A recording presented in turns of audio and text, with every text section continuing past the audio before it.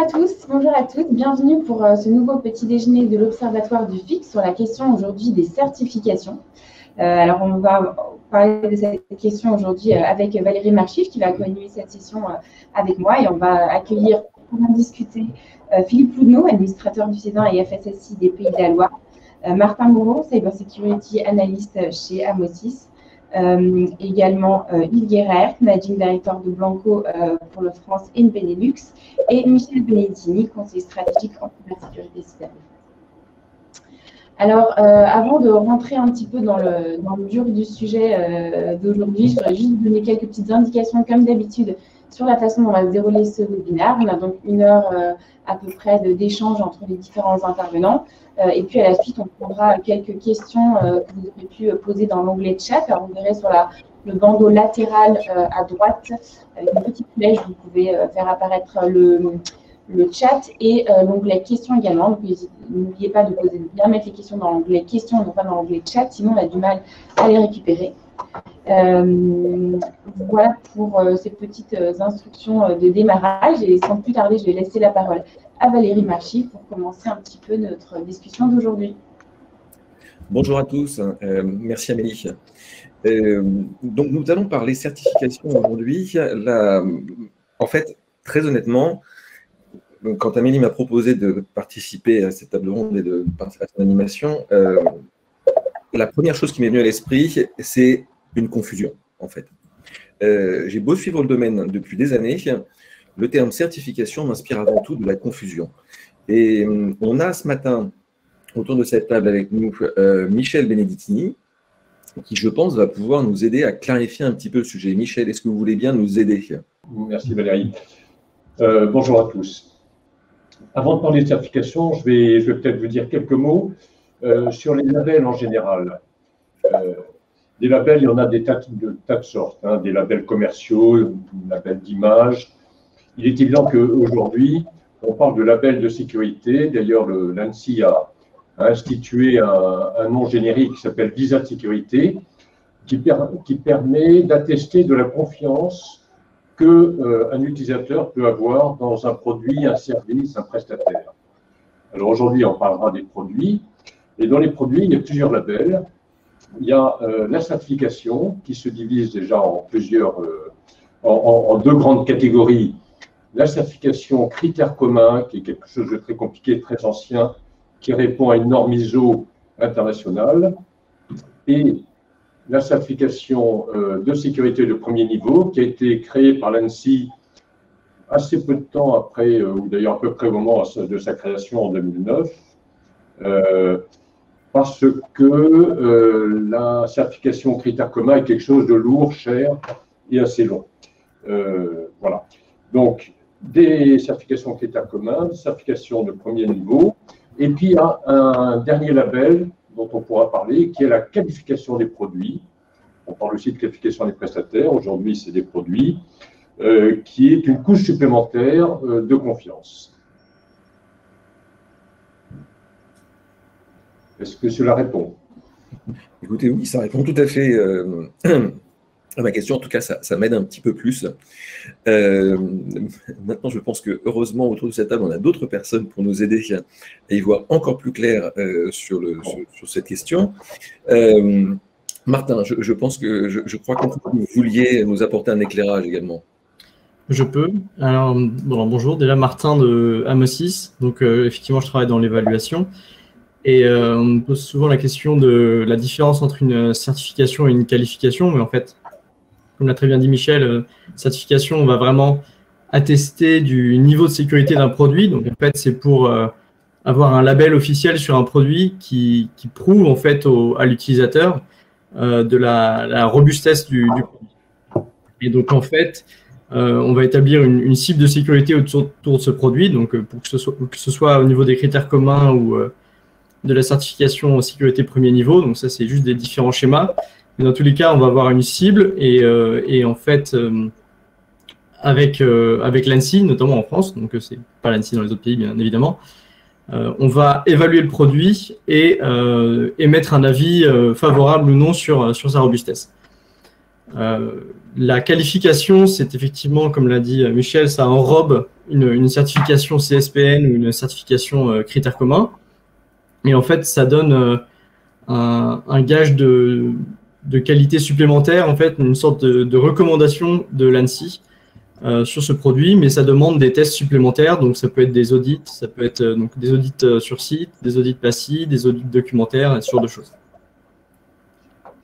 Merci beaucoup, Martin. Et je crois que Yves, vous aviez également quelques précisions à apporter sur le sujet, notamment des éléments à nous montrer visuellement. Oui, bonjour à tous, merci. Alors, je vais vite partager mon écran. Alors, vous inquiétez pas, je ne vais pas vous faire une présentation avec 50 slides. Donc, voilà ce que vous voyez mon écran. Alors, justement, comme mes collègues ils ont déjà mentionné, parfois certification, ça peut prêter à la confusion. Il y a certification, réglementation, recommandation. Donc, des réglementations, on va avoir bien sûr une des plus connues dernièrement, c'est GDPR, GPD. Après, il y a le Californian Act, il y a ICO qui est en fait la même chose que la GDPR, mais en UK tout simplement, suite au Brexit d'ailleurs. Donc là, on va être dans des réglementations où il y a une obligation de suivre, c'est des lois, sinon il y a des amendes, etc. Ensuite, on peut avoir des lignes directives ou des réglementations qui sont propres aux industries. Par exemple, PCI, DSS, c'est vraiment très propre au monde de la carte bancaire. Et là, aujourd'hui, on va un peu plus parler, c'est sur la troisième colonne, donc ce sont les certifications où on va aller certifier des solutions. Donc, on a déjà mentionné les critères communs qui sont une certification, je dirais, globale avec des pays membres. Ensuite, bien sûr, en France, on va retrouver l'ANSSI. Et après, il y a les confrères comme la BSI, NVB aux Pays-Bas ou ensuite NCSC en Angleterre. Après, il y a ce qui va aussi être important, mine de rien, pour les certifications des solutions, ce sont les certifications internes des processus. Et là, on va parler, par exemple, des différentes normes ISO, par exemple, les 27000, qui vont beaucoup plus parler de justement tout ce qui va être stockage de données. Donc aujourd'hui, on va vraiment se situer plus dans la certification des solutions.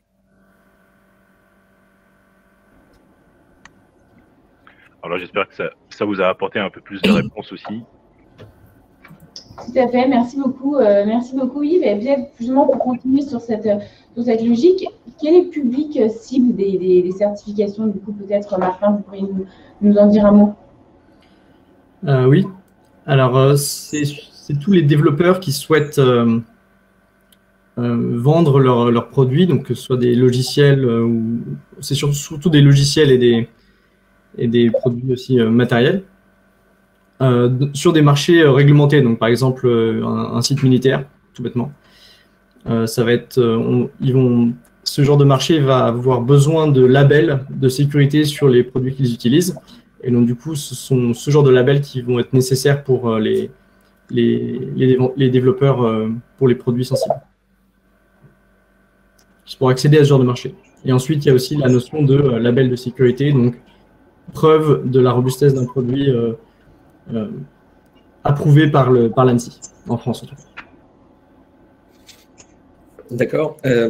Merci Martin. Mais alors, Michel, Martin, moi je me pose une question. En fait, c'est quoi l'intérêt d'un offreur de faire certifier ses produits en dehors de chercher à adresser justement ces marchés qui sont relativement spécifiques? Est-ce qu'il y a une valeur ajoutée de la certification au-delà de ces marchés qui sont réglementés que vous nous décrivez? Alors oui, la valeur ajoutée, c'est évidemment la confiance que l'on peut avoir dans la résistance d'un produit à des attaques éventuelles. C'est d'abord, aujourd'hui, on parle tous les jours de ransomware, d'attaques extraordinaires un peu partout dans le monde. Savoir qu'on met des briques de sécurité qui vont sécuriser l'ensemble et qui résisteront à des attaques, c'est déjà, je trouve, un argument très très fort, à la fois pour les vendeurs et pour les acheteurs. Faire un système d'information sans briques de sécurité éprouvées, c'est aujourd'hui un petit peu suicidaire. Ça répond aussi, bien sûr, comme ça a été dit, à des exigences réglementaires.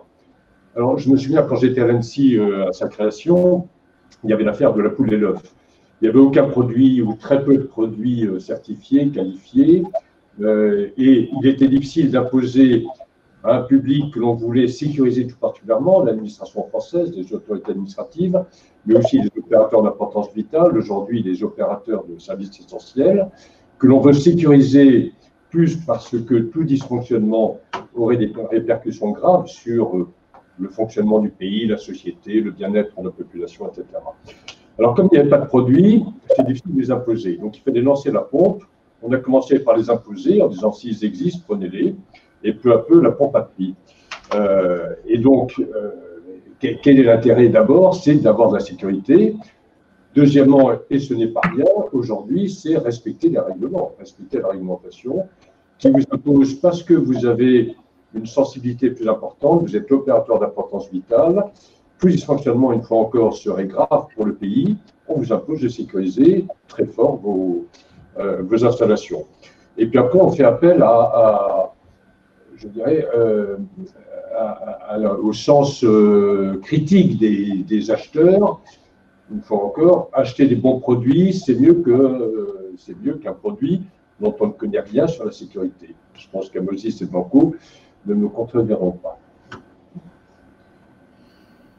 Je ne sais pas, Martin, si vous avez quelque chose à rajouter. Non, c'est tout à fait juste. En fait, un problème qu'on retrouve souvent pour un acheteur, en fait, c'est quand il doit acheter un produit de sécurité, s'il n'y a pas de label, s'il n'y a rien pour attester de la sécurité, il se retrouve juste face au discours commercial. Et donc il y a le discours de mon produit, c'est le meilleur, il est robuste pour X raisons, mais on n'a pas de preuve tangible que c'est le cas. Et donc, c'est pour ça que les certifications, alors que ce soit critères communs ou CSPN, en fait, ça met justement un label, un tampon de validation de la part de l'ANSSI sur le produit en termes de robustesse face aux attaques. Alors Yves, est-ce que c'est cet objectif et cette démarche aussi qui a poussé Blanco à faire certifier ces solutions? Oui, alors Blanco, nous on est toujours parti aussi donc on a une présence mondiale et dans tous les différents pays où on est actif, on va chercher à se faire certifier. Alors dans certains pays, ça va avoir plus d'importance que d'autres. Ici en France, on a quand même la chance d'avoir l'ANSSI qui pousse la certification à un certain niveau assez élevé. Donc pour nous, il y a plusieurs choses. Bien sûr, d'avoir quelque part un label, d'avoir un produit certifié, donc qui va certifier la qualité, la robustesse de la solution et qui, grâce à la cible de sécurité, on va savoir vraiment ce que le produit va faire. Mais ça nous pousse aussi, nous, en tant qu'éditeurs de logiciels, à pousser notre développement plus loin. Donc, quand on va passer justement les différents tests, etc., il y a des retours avec les laboratoires qui sont en contact avec l'ANSSI à ce moment-là, qui vont nous demander parfois de modifier des choses dans les logiciels. Donc aussi, c'est ça qui va être très important pour nous. Donc il y a d'un côté, bien sûr, le côté quelque part marketing de la chose, d'avoir ce label, une assurance pour nos clients existants et une ouverture vers de nouveaux marchés. D'accord, merci Yves. Je vais me poser une question, Martin. À quoi ressemble le parcours en fait de quantification? Il faut passer par quelle étape? Quel est le travail à faire? Alors, ça démarre en fait avec la rédaction d'une cible de sécurité. Donc, la première question qu'on doit se poser sur un produit, c'est qu'est-ce qu'on veut évaluer dans ce produit. Donc, quelles sont les composantes, quelles sont les fonctions qu'on va, donc par exemple du stockage ou de l'authentification, ce genre de choses, qu'on va vouloir valider. Et éventuellement, y a-t-il d'autres fonctionnalités qu'on va devoir mettre de côté pour réduire le périmètre et se concentrer sur quelque chose de très précis. Et donc, la cible de sécurité, c'est un document qui va être validé par un CESTI, donc par exemple Amosis, et avec une demande avec un dossier de certification, ça va être envoyé à l'autorité de certification. Donc, en France, c'est le CCN, donc le Centre de certification nationale, qui est un bureau de l'ANSSI. Et donc, l'ANSSI va valider ce dossier, donc en relisant la cible et en relisant le dossier. Et si tout va bien, on va entamer une procédure d'évaluation. Et donc, du coup, passer, donc selon le schéma, ce n'est pas la même procédure, mais passer un certain temps à évaluer le produit, donc sur les différents aspects qui sont mentionnés dans la cible. Et suite à ça, donc le CESTI, donc Amosis, envoie un un bilan en fait on voit un rapport à l'ANSSI et ils en débattent avec l'ANSSI et ils établissent, on établit si le produit est viable ou non. D'accord. Ça m'a l'air un petit peu, comment dire, potentiellement ambitieux et potentiellement, ça va quoi représenter un défi. J'imagine que déjà définir la cible est peut-être même pas forcément triviale. En fait, qu'est-ce que vous avez comme conseil que vous pourriez donner pour bien s'engager dans ce processus, pour déjà bien le commencer? Alors effectivement, en fait, la rédaction de la cible, c'est pas quelque chose qui est trivial et on le fait à Mosys, c'est une des offres de consulting parce que on se rend compte très rapidement que les cibles qui nous parviennent parfois de développeurs qui le font un peu en improvisant, c'est pas tout le temps très pertinent, c'est pas tout le temps. L'ANSSI se pose beaucoup de questions, c'est très ambigu, il y a des choses on ne sait pas trop si c'est dans la cible ou en dehors, et donc ça c'est une première chose. Le conseil pour bien commencer, en fait, il ne faut pas hésiter à poser des questions, à communiquer tout simplement sur cette procédure parce que c'est pas quelque chose qui est natif, en fait, c'est quelque chose qu'il faut connaître. Après, ça aide, enfin c'est un peu évident, mais ça aide de bien connaître son produit pour savoir ce qu'il y a dedans et pour savoir effectivement comment établir un périmètre très précis.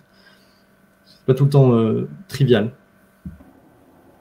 Merci beaucoup, Martin. J'espère que vous avez tous bien pris des notes de tous ces bons petits tuyaux pour présenter un dossier qui passera comme lettre à la poste. Peut-être quand même, Philippe, on ne vous a pas encore entendu, mais c'est vrai que ce parcours-là que vous venez de nous présenter, Martin, et de manière générale, la démarche de certification, c'est quand même une démarche qui n'est pas évidente pour tout le monde, qui a pas mal d'obstacles et de freins. Est-ce que vous pouvez nous en parler ? Alors, bonjour à toutes et à tous. Alors effectivement, là je viens de découvrir une nouveauté, c'est l'offre de service pour l'aide à la rédaction d'une cible de sécurité. J'ai eu la chance de pouvoir accompagner quelques sociétés en vue d'une certification ou d'une qualification. Je ne veux pas parler de label. Le label, je m'expliquerai après pourquoi je refuse de parler de label. Donc, d'ailleurs, l'ANSSI parle bien de visa, de certification, de qualification. Elle ne parle pas de label. Accompagner des sociétés pour avoir un sésame et puis effectivement montrer que son produit est un produit de confiance en matière de sécurité, d'abord, ça a un coût qui est loin d'être négligeable. Quand vous êtes une jeune start-up avec un produit prometteur, une véritable pépite, c'est très très compliqué et un véritable parcours du combattant. Et sur les différentes sociétés que j'ai pu accompagner avec quelques camarades de l'ANSSI, je me battais en interne parce que c'est un dispositif boîte noire. C'est-à-dire qu'une fois que l'on a mis les doigts dans l'engrenage de la qualification, il n'y avait aucun conseil, aucun appui. Et pour une jeune société qui débarque, il faut vraiment tout découvrir et c'est très très compliqué. Et donc, Martin parlait de la cible de sécurité, c'est effectivement ce qui est réellement important. Aujourd'hui, moi, avoir un produit certifié ou qualifié, c'est très bien, il y a le tampon final. En revanche, ce qui est intéressant de voir, c'est qu'est-ce que ça cache derrière. Quelle était la cible sécurité qui a été validée. Parce que je peux faire valider une brique, ça n'aura aucun intérêt, mais par contre, c'est sécurisé. Hein. Rien ne rentre, rien ne sort. Mais si ma cible est bien faite, il n'y a aucune raison que cette brique n'ait pas, à un moment donné, le tampon de l'ANSSI. Je grossis le trait, mais voilà. Et le label, je refuse de parler de label, parce que d'abord, il y a eu pas mal d'expérimentations. Il y a eu le label France Cybersécurité. Un label, c'est comme une AOC. C'est pas parce que vous avez une AOC pour du vin, que le vin est bon. Et malheureusement, quand il y a eu les premiers labels France Cybersécurité, quelques fournisseurs ou quelques éditeurs ont un peu, par extension, étendu ce label en disant, regardez, en plus le premier avait été remis par le directeur général de l'ANSSI, regardez, l'ANSSI nous a remis un label sécurité. Et du coup, une confusion, elle s'est engagée dans l'esprit des consommateurs et des usagers, Et c'était vraiment très, très compliqué de faire marche arrière et d'expliquer que non, c'était simplement expliquer que le produit était fabriqué en France par une boîte française et que c'était à vocation cybersécurité. Et en revanche, pareil pour la certification qualification, on reste quand même sur des produits effectivement très liés au monde de la sécurité numérique. Moi, mon rêve demain, si je devais en avoir un, ce serait que tout produit numérique, en dehors de ceux de la sécurité, est un label. Comme une voiture, quand on achète une voiture, elle a forcément passé un crash test, ce qui n'est pas le cas aujourd'hui de tous les dispositifs numériques que l'on peut avoir entre les mains. Et pour un acheteur quelque part, c'est très très compliqué de savoir ce qu'il faut prendre. Et puis enfin, sur l'offre de service, ce qui peut être compliqué pour s'engager, alors là, côté acheteur, c'est que souvent, prendre un produit qualifié ou certifié, ça a un coût qui est loin d'être négligeable. Et quel est le rapport bénéfice à risque d'utiliser ce produit de confiance, sachant qu'il manque peut-être aujourd'hui, alors je ne sais pas comment le voir, mais une échelle de confiance à mettre en place. Alors, où on a l'échelle suprême, effectivement, d'un produit qui a été certifié ou qualifié au niveau de l'ANSSI, mais il manque la phase intermédiaire, à mon avis, pour des petites structures, des TPE, des PME, des petites collectivités, des petites entreprises qui ne savent pas vers quoi se tourner et n'ont pas forcément besoin de prendre le dernier boîtier qui a tous les tampons bleu, blanc, rouge en matière de confiance numérique. Merci Philippe. Yves, selon votre expérience, comment ça se passe? Est-ce que c'est dur? Est-ce que c'est compliqué? On a entendu parler de boîte noire un petit peu dans ce processus. Est-ce que vous avez ce sentiment? Et de votre expérience, qu'est-ce qui pourrait être amélioré, simplifié, ou j'ai presque envie de dire rendre le processus un petit peu plus candidat-friendly? Oui, alors je rejoins justement les commentaires de Martin et de Philippe sur l'importance de la cible de sécurité. Alors Blanco, on a fait déjà plusieurs certifications ensemble avec l'ANSSI, et la première que nous avons faite en France, c'était en 2008. On était le deuxième produit certifié CSPN, et justement l'ANSSI avait mis en place les CSPN contre les critères communs, qui est vraiment encore plus lourd, qui est encore beaucoup plus coûteux. Donc ça nous a permis, en tant que start-up à ce moment-là, de déjà avoir une première certification en France. Le challenge à chaque fois, c'est la cible de sécurité. Et c'est là où l'importance du CESTI est là pour justement vous aider, qui va être l'intermédiaire entre l'éditeur et l'ANSSI pour pouvoir mieux rédiger votre cible de sécurité. Et parfois, on doit rajouter des choses. Par exemple, là dernièrement, donc Blanco a été certifié sur le Drive Eraser, mais on a dû rajouter des composants d'un autre logiciel qui travaille ensemble avec ce logiciel. Donc ça, c'est vraiment du travail approfondi de l'ANSSI et du CESTI à MO6 à ce moment-là. Donc le parcours, il est pas forcément court, je dirais, il est quand même assez long, un peu coûteux, mais déjà beaucoup plus simple que les critères communs. Ce qui est important aussi, c'est de comprendre que effectivement, ce n'est pas un label. On ne va pas faire un chèque pour obtenir le label et c'est fait. C'est quelque chose de très rigoureux. Et je pense que peut-être MO6 a des statistiques là-dessus. Ce n'est pas parce que vous entamez une procédure de certification ou de qualification que vous allez l'obtenir. Il y a quand même des risques qui sont appliqués. Donc, c'est là où justement ça pousse l'éditeur à aller plus loin. Donc aujourd'hui, on a déjà fait 3 certifications avec l'ANSSI. À chaque fois, on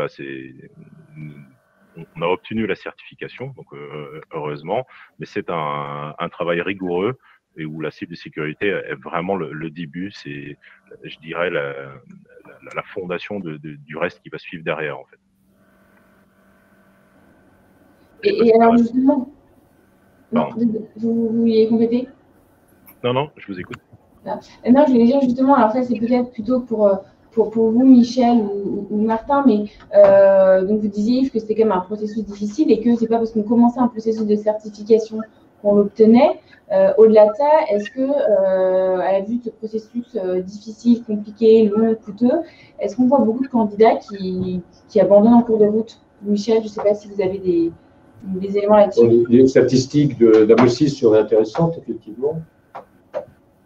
Alors, je n'ai pas les statistiques en termes de taux de succès, taux d'échec, je ne les ai pas. Par contre, vraiment les développeurs qui abandonnent en milieu de processus, je n'en connais pas beaucoup. C'est parce qu'en général, les développeurs arrivent quand même à la fin du processus parce que c'est quand même un investissement non négligeable, comme l'a dit Philippe. Et donc, une fois que la cible est rédigée, en général, ça va jusqu'à l'évaluation en fait.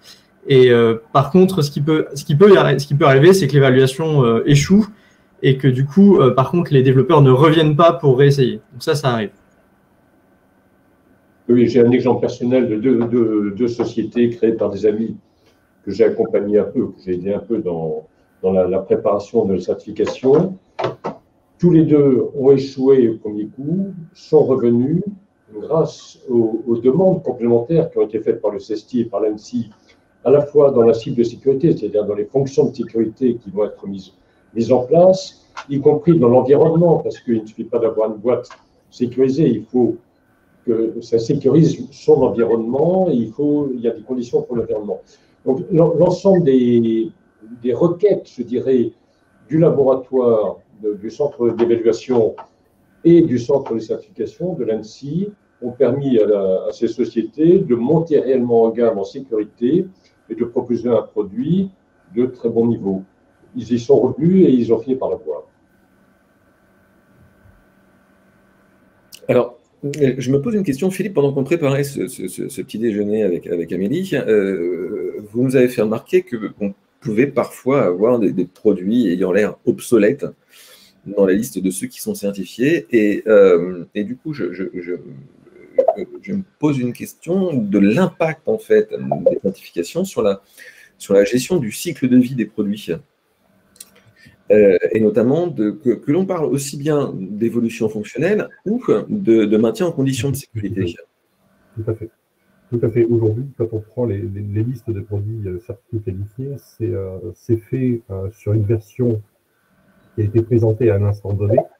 Or, dans le monde numérique, on sait pertinemment, et Yves l'a bien expliqué, Blanco a fait l'objet de plusieurs process de certification parce que le produit évolue et c'est tout à fait normal.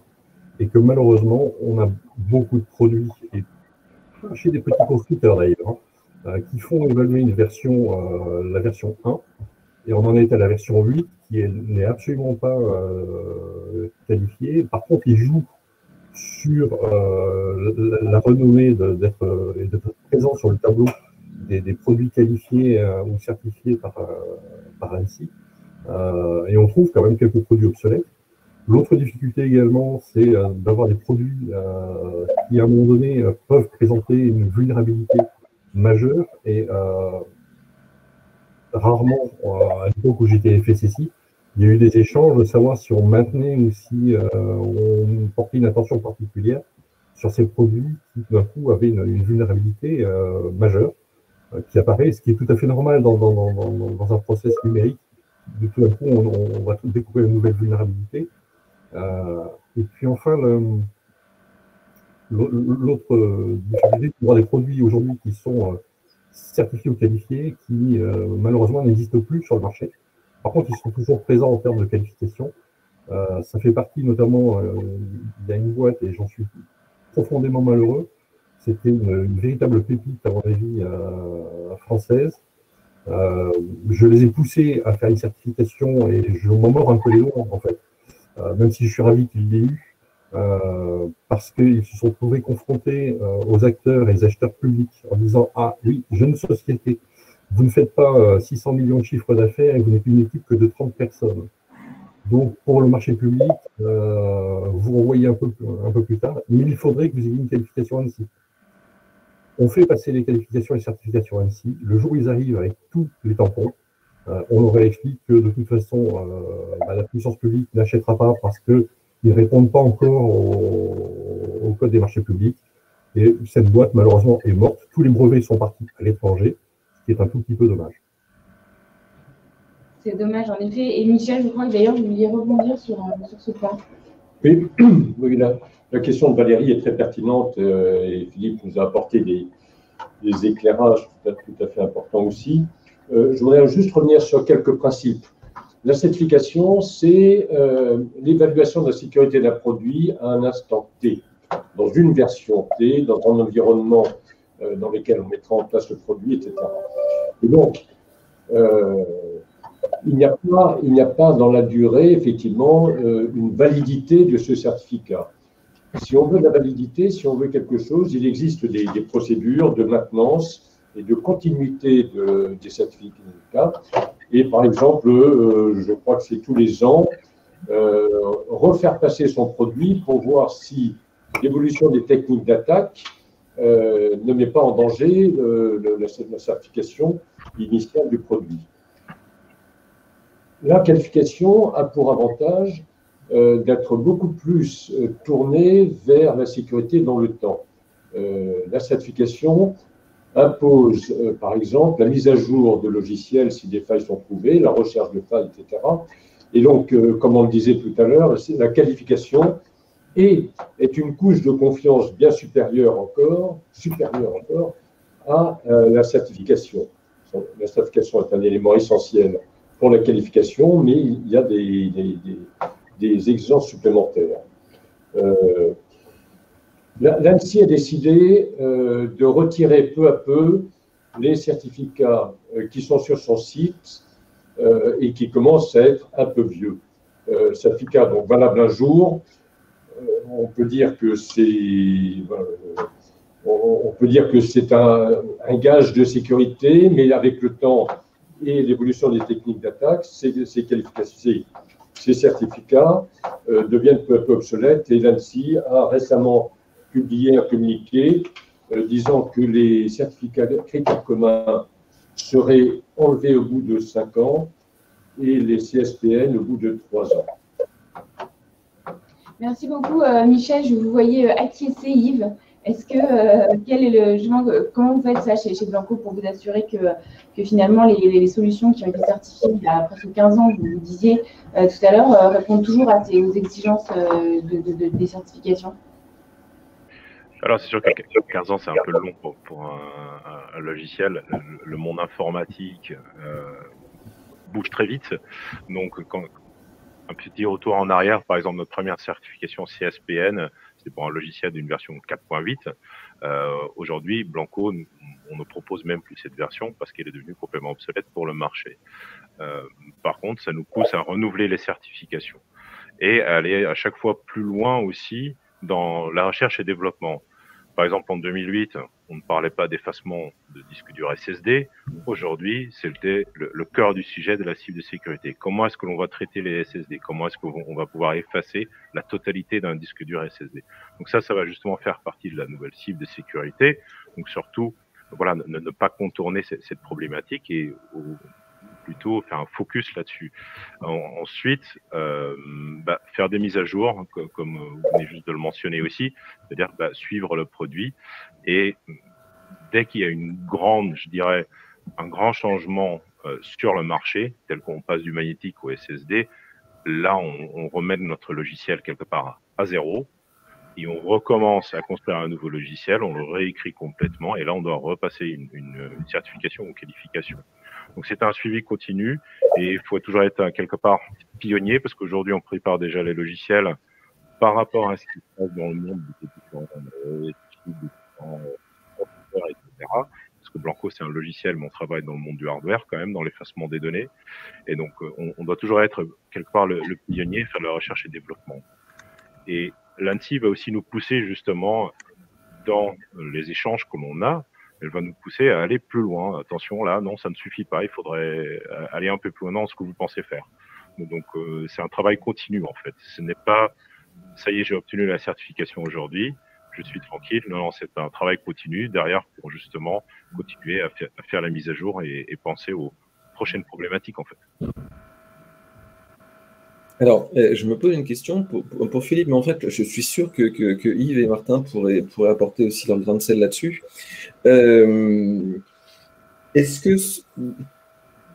que du coup, dans cette perspective-là, on peut se permettre, pour un produit, pour la cible dans un produit que l'on veut faire certifier, est-ce qu'on peut se permettre raisonnablement d'aller chercher des ressources dans le monde du logiciel libre. Et notamment, je pense du côté de projets qui sont particulièrement vivants, particulièrement actifs, hein, sur lesquels on a des évolutions qui sont régulières, qui se suivent à un rythme relativement soutenu. Est-ce que finalement c'est réaliste, hein, d'utiliser des composants venus de là, dans sa chaîne logistique du logiciel, en fait, hein, sur sa cible?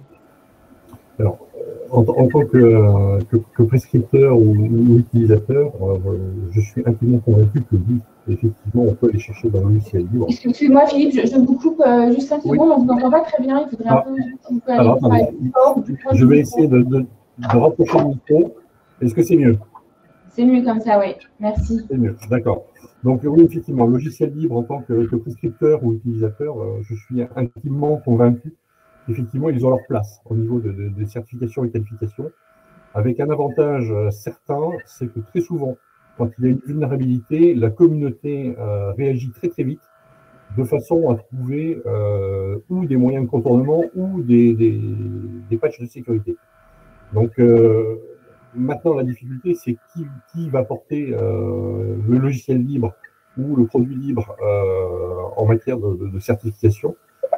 Il y en a eu, hein, par le passé, il y en a eu, mais je pense que ça reste compliqué. Pour moi, ce serait une très très belle démarche, mais ça reste compliqué.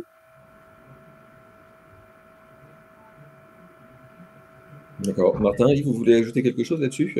J'imagine que vous avez quand même une perspective. Le logiciel libre, on en voit en fait dans les évaluations. C'est pas quelque chose qui est quelque chose qui est assez commun. Oui. L'importance vraiment mais que ce soit libre ou non, en fait, l'importance c'est que toutes les dépendances des produits, ce qu'on va vraiment regarder, c'est le suivi de sécurité qui est dessus en fait. Et donc on va regarder si le développeur il est conscient du risque qu'il encourt quand il utilise un logiciel externe, donc une dépendance. Et donc un suivi des vulnérabilités publiques sur ce produit et la maintenance du produit, donc maintenir les composants à jour pour son produit. Alors, moi, personnellement, j'ai pas grand-chose à rajouter parce que je pense que Philippe et Martin ils viennent de le dire. La grande problématique va aussi être qui va emmener le produit open source, donc le produit libre, à être certifié, qui va prendre la responsabilité quelque part et qui va aussi le financer derrière. Donc, c'est je pense une problématique un peu pour les logiciels libres dans ce type de certification, bien sûr.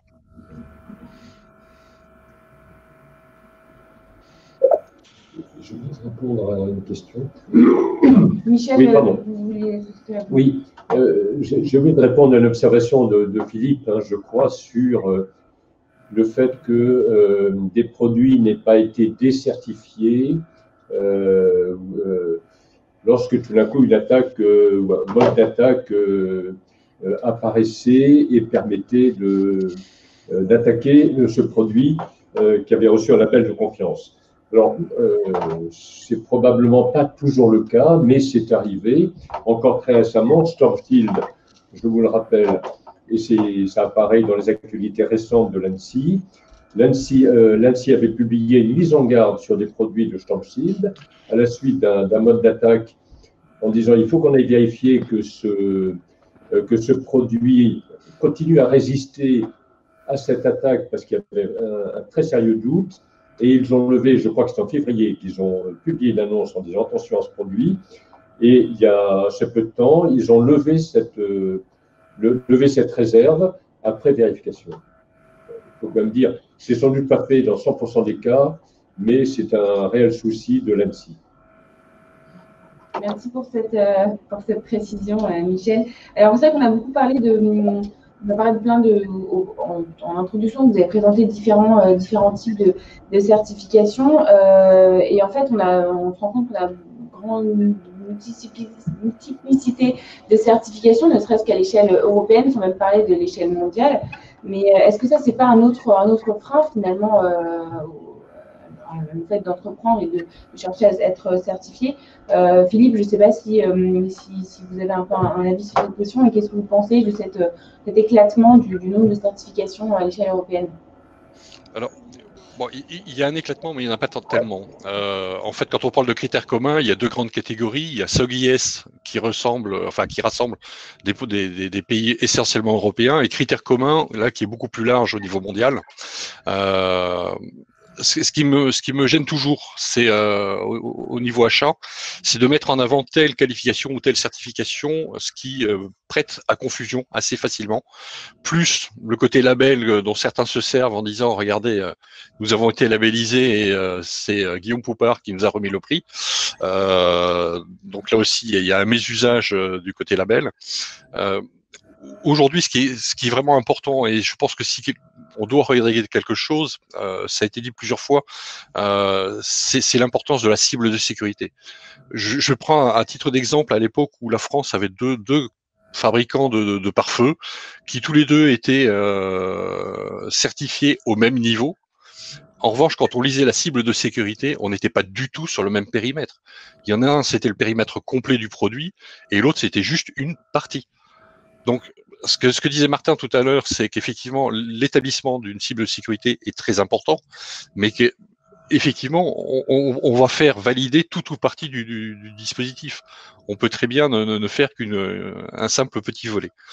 Le patchwork aujourd'hui, je pense qu'il est très compliqué parce que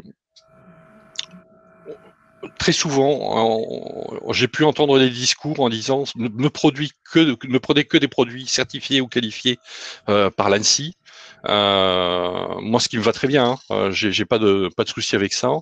En revanche, je suis un peu gêné quand quelqu'un se présente qui n'a pas une CSPN ou une validation ANSSI en propre, mais qu'il est juste critères communs, et que m'entendre dire par moment et par certains, non, mais c'est pas un produit de confiance. Ou on signe des critères communs et tout le monde travaille en confiance, ou on dit que ça ne vaut rien, et à ce moment-là, on ne prend que les visas de sécurité de l'ANSSI.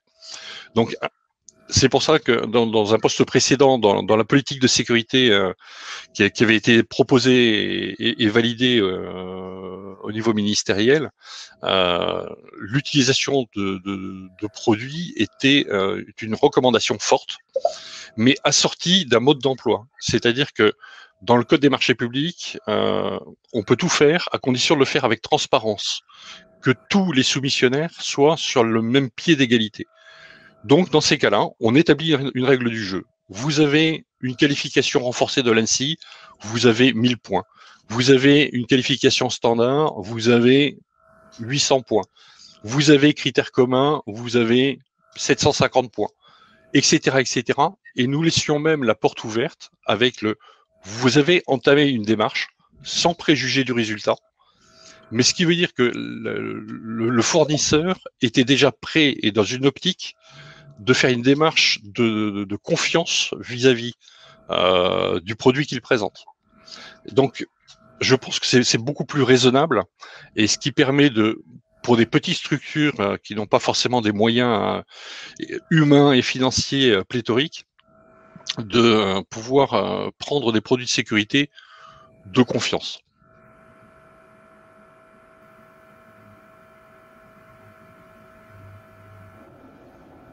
Il y a une évolution qui est assez importante. Je reconnais l'importance de ce que dit Philippe. Il y a une évolution que l'on note pendant très longtemps. On a certifié des produits de sécurité. Il y a une tendance de plus en plus forte, et qui me paraît importante et dans la bonne voie, de labelliser des produits sécurisés. C'est-à-dire qu'en gros, on n'a pas toujours besoin, surtout pour les petites structures, de briques. On ne va pas faire son mécano avec des briques de sécurité. On veut une solution globale qui soit sécurisée. C'est l'avantage de la CSPN, c'est que la CSPN permet de valider la résistance d'un produit complet à des attaques, alors que les critères communs, c'est souvent des choses beaucoup plus, souvent des petites briques qu'on va mettre en mécano dans un grand système. Et ça, c'est accessible aux grands groupes, c'est beaucoup plus compliqué pour les petites PME. Et dans ce contexte-là, justement, qu'est-ce qu'on peut attendre du Cyber Security Act qui, justement, promettait un petit peu d'harmoniser toutes les différentes certifications au niveau européen? Est-ce que c'est vraiment est-ce que vous pensez qu'il peut y avoir vraiment un impact, une amélioration notable? Philippe, je ne sais pas si vous avez entendu ma question. Non, j'ai très mal entendu la question, je suis désolé. Non, je me demandais si dans ce contexte, effectivement, d'éclatement des certifications au niveau européen, on pouvait attendre quelque chose du Cyber Security Act de 2019 qui avait vocation justement à harmoniser un petit peu toutes ces différentes certifications. Ah bah, enfin, ça c'est à titre personnel. Je suis intimement convaincu de la nécessité d'avoir un langage commun au niveau européen. À un moment donné, il faut arrêter d'avoir N certification, N présentation. Il faut que tout le monde parle le même discours avec attention, avec raison gardée, avec le même niveau d'exigence. Ça, alors là, en revanche, je suis complètement aligné avec l'ANSSI. C'est avoir un niveau d'exigence, une fois qu'il est déterminé et que tout le monde est d'accord, on s'y tient. Il n'y a pas de dérogation. Mais je pense qu'aujourd'hui, effectivement, il faudrait même étendre la notion de certification ou de validation. Je lisais tout à l'heure dans le chat un permis numérique. J'aime beaucoup la phrase, mais effectivement, c'est que tout dispositif, tout système d'information, qu'il soit numérique, que ce soit du smartphone, de l'IoT, de l'OT, de l'IT, devrait obligatoirement présenter un label sécurité dès le départ. Et qu'on puisse mettre à la poubelle tous les dispositifs qui sont, je dirais, d'une fragilité extraordinaire et autant de points d'entrée, malheureusement, pour mettre l'ensemble d'un système d'information à mal. Hier, j'étais dans une école sur le territoire où ils font des tests sur des objets connectés vendus grand public. Ces objets connectés, je rappelle simplement qu'il y a un grand groupe de casinos qui s'est fait pirater complètement avec un thermomètre d'aquarium. Donc ces objets connectés, c'est bien, mais si on peut apporter à un moment donné la confiance à l'utilisateur, c'est quand même mieux. Donc j'aime bien également la démarche de la CNIL qui de temps en temps fait des recommandations en disant ce n'est pas une certification, ce n'est pas ni une certification ni une qualification, mais ça au moins c'est mieux que rien. Et je pense qu'il nous manque aujourd'hui cette frange intermédiaire de confiance que l'on peut apporter dans un dispositif adjoint ou embarquant du numérique. Yves, est-ce que vous vouliez rajouter quelque chose? Vous voyez. Oui, je pense qu'il y a. Alors, sur les 2-3 dernières questions, il y a des choses qui se rejoignent. Alors, notre expérience avec Blanco par rapport à l'effacement des données, par exemple, sur les critères communs, c'est-à-dire que donc c'est un commun accord entre différents pays. Mais alors, attention, il y a des exceptions. Par exemple, aux États-Unis, on va reconnaître l'effacement des données à un niveau EAL4+. La France ne va pas le reconnaître. C'est pour ça que Blanco était certifié EAL3+, critères communs. Par contre, en Angleterre, à ce moment-là, le cas était qu'au niveau 2. Donc ça, c'est un peu la problématique. On a un commun accord, mais c'est quand même pas forcément d'un commun accord quelque part. Donc ça, c'est un peu la difficulté. Et je suis tout à fait d'accord avec Philippe. Il faut maintenant aussi qu'au niveau européen, la BSI en Allemagne, avec l'ANSSI, travaillent vraiment ensemble et que la qualité soit gardée au niveau que l'ANSSI a déjà aujourd'hui et que ça ne nous rabaisse pas la qualité, par contre, pour avoir un niveau européen uniforme. Il faut que la barre reste très haute. Je pense que ça va être vraiment clé là-dedans. Et je voyais un des commentaires, c'est impossible de se faire certifier dans tous les pays, et c'est vrai. Donc, il y a un vrai besoin d'avoir une reconnaissance au niveau européen pour justement être certifié. Voilà. Par exemple, nous, Blanco, on ne peut pas chaque année se faire certifier en Allemagne, en Angleterre, enfin, c'est impossible. Donc, on doit faire des choix, justement. On va trouver du budget. Cette année, ça va être la France, et dans X années, ça va nous être. Donc, si ça pouvait être au niveau européen, ce serait mieux pour les sociétés et aussi pour les éditeurs.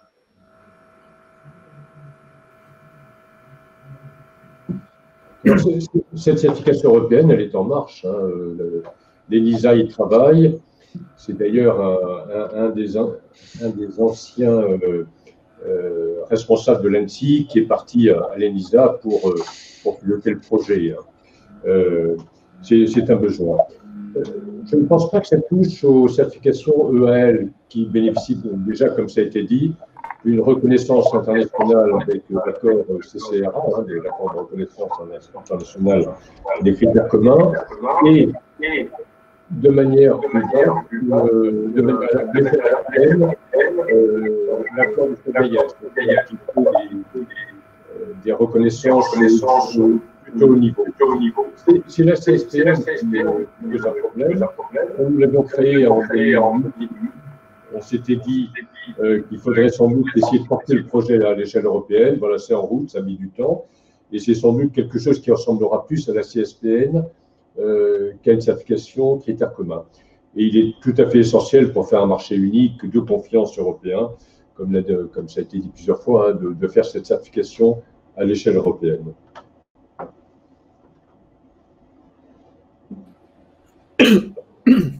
Alors, excusez-moi.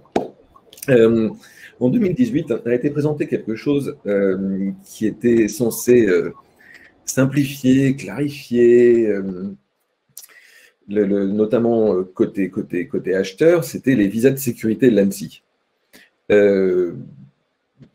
Philippe, est-ce que vraiment ça a simplifié quelque chose? Alors, je suis désolé de dire ça, mais sur le terrain, quand j'en parle avec les différents responsables sécurité ou les différents directeurs informatiques, ça a complexifié énormément. Les gens ne savent plus. Alors déjà, la différence entre qualifié et certifié, on ne sait pas. Quand on prend le cheminement qui est présenté, à un moment donné, c'était assez compliqué pour eux de savoir si ils répondent à tel ou tel cas de figure. Est-ce que mon activité relève d'un cadre législatif ou d'un cadre ne relève pas d'un cadre législatif. Et puis quand on prend le cheminement, il y a un moment donné, je n'étais pas dans un cadre législatif, mais le cheminement m'amène vers quelque chose qui relève du cadre législatif. Et puis au bout du bout, je cherche mon produit, je le trouve pas. Qu'est-ce que je fais? J'interroge l'ANSSI. OK, and so what? Qu'est-ce que je fais concrètement? J'ai besoin de mettre un produit rapidement en place. Vers qui je me tourne pour avoir un produit de confiance? Et donc là, le conseil que je peux donner, c'est de se retourner vers des associations, que ce soit le Césin, que ce soit, puisque je vois que j'ai des camarades du Césin, que ce soit l'ARCSI, où on a quelques cryptos et personnes en capacité de répondre et de donner des conseils. Et là, je dirais que c'est la communauté complète qui va donner son avis sur telle ou telle solution. Mais effectivement, ce n'est qu'un avis d'usage qui sera donné. D'accord. Et vous vouliez ajouter quelque chose à ce sujet? Oui, alors je pense que les visas de sécurité, le but est de simplifier le parcours, mais je ne pense pas que ce soit forcément toujours le cas. Bien sûr, quelque part, si on a, Philippe vient de le dire, c'est pas toujours très clair. Ça veut dire quoi qualifier? Ça veut dire quoi certifier? Et je pense que tout à l'heure, il y avait quelqu'un justement dans le chat qui disait aussi, il va y avoir une différence justement entre le DSI, son équipe, les RSSI, etc. Et ensuite les acheteurs qui n'ont pas forcément les notions de justement les différentes terminologies. Donc aussi, il faut aussi penser justement à faire des formations sur voilà, c'est quoi les différentes certifications, c'est quoi les qualifications et c'est pourquoi est-ce qu'on a besoin de justement des produits qui ont obtenu ces visas de sécurité en fait. Donc je pense qu'il y a une partie de formation qui est très importante là-dedans. Tiens, juste un mot sur le visa de sécurité. J'ai été surpris de la création aussi de cette appellation, de ce label qui n'existait pas à mon époque. Je suppose que l'idée, c'était de mettre un nom englobant dans ce patchwork de labels, certification, qualification, CSPN, etc. À propos de comprendre la qualification et la certification, moi, je vous renvoie à deux documents que j'ai découverts assez récemment sur le site de l'ANSSI. Je vous les présente. Ils m'ont paru clairs. Alors, sans doute perfectibles, mais alors voilà. Est-ce que vous voyez? Ah merde, c'est à l'envers. Bon. Alors, j'espère que vous savez lire à l'envers. Ça, c'est bien vu. Voilà. Voilà. Il Ce paraît sera que ça sera versé. pas mal qu'on mette les liens dans le chat. Bon, ce sont des documents en quelques pages qui vous présentent de manière très simple la différence entre qualification, certification, critères communs, les niveaux de critères communs, la CSPN.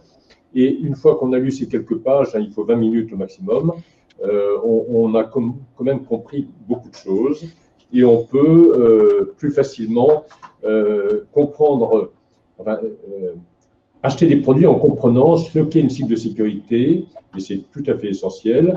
Allez voir les certificats sur le site de l'ANSSI, qui donnent aussi des tas de conseils, enfin de précisions essentielles pour l'acheteur. Il ne suffit pas, je dirais, d'attendre que tout tombe. Merci. On vous mettra évidemment tous ces documents accessibles depuis la page de l'événement pour que vous puissiez aller donc, les lire directement. Alors, j'aurais une autre question qui fait écho en fait un petit peu à ce que disait Philippe un petit peu plus tôt au sujet de l'importance, de la nécessité d'avoir des produits qui soient vérifiés et qui, en conséquence de cette vérification, reçoivent un tampon, un label. Est-ce que ces certifications, ces labels en général, ne tentent pas à parfois donner un faux sentiment de sécurité? Et je pense en particulier au risque de négliger la configuration, les conditions